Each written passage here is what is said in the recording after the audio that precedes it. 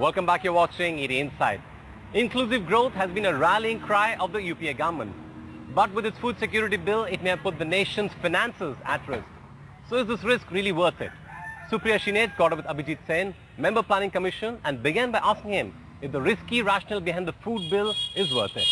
It will hurt the government, and it is something which I think at least the Planning Commission has been pointing out, that we should actually index link the issue prices, whatever they are. It's not the bill which is going to change things.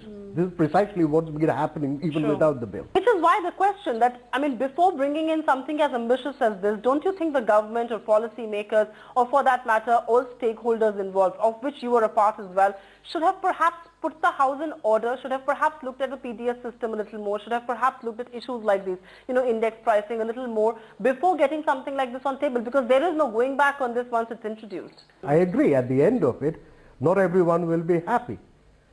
But it's wrong to say that nothing has been discussed. The definition of poor in India, or the number of poor people even below poverty line for that matter, varies. There is no number to it. Isn't that something that bothers you as well? Isn't that something that plays on your mind when something, something as ambitious as this is being introduced? No, obviously it does. And it does even more given all that hoopla that there was about 32 rupees and 56 rupees and all of that. And you can't sit in the Planning Commission without that haunting you. You also know that anything that you do on that side is not going to be perfect. In fact, the Ministry of Rural Development, before they conducted their latest BPL survey, did a pilot exercise. And the pilot clearly shows that if you want to select about, say, 40% on the basis of the SECC question, and assuming nobody is gaming the system, nobody is cheating, you will still get about 30% exclusion-inclusion. That is, within this 40%, you can be sure only about 25% are the poor, and the remaining 15% of the poor will be out, and there will be somebody else coming in. So that sort of margin of error will always exist. But that's a big margin of error. That's a very large margin of error, and that is not happening because anyone is cheating. Who is your targeted beneficiary of a bill like this? See, on this matter, there has been a large debate in the public arena. That's exactly why I'm asking you, which is that let's go back to a universal PDS. And note, I use the word universal PDS because that's precisely what we had till 1997.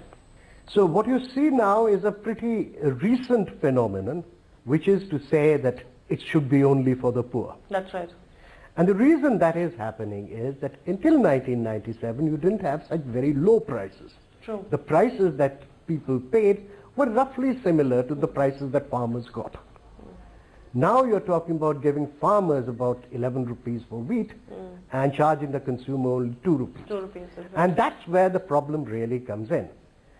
And I think the issue, I've headed a committee in 2002 or so, where we had recommended going back to universal PDS, but universal PDS not with these very low prices. But are these low prices sustainable in the long run? See, I think what has really happened is that just before the 2009 elections, a number of states started doing what Tamil Nadu had been doing for a long time. That's right. Tamil Nadu had very low prices. In fact, they've now reduced it to zero. True. Okay? But a lot of other states did it. Orissa did it. A number of BJP states did it. And it was seen to have actually had a politically significant effect.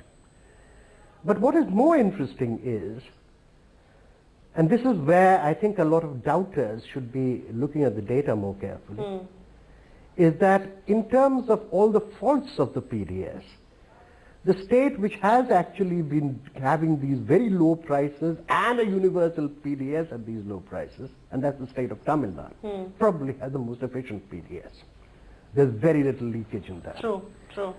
And in fact, when you look at the states which have come in late, the two states which seem to have done the best recently are Chhattisgarh and Orissa.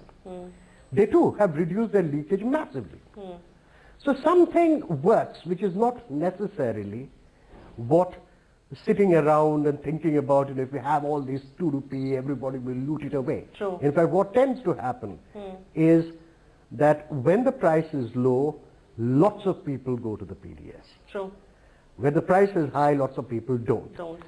And when lots of people go to the PDS shopkeeper risks being lynched if he doesn't give what he's supposed to. Yes. Whereas if no one goes, then obviously he can then people are actually at his then mercy. you can actually divert the whole thing away. True. A lot of skeptics of the bill believe that perhaps the government needs to use funds like these or any additional funds for a bill like this to increase productivity, to make people, instead of giving fish to a man, teach them how to fish. I mean, that's one of the skeptics, and that's what they say. What is your defense to that?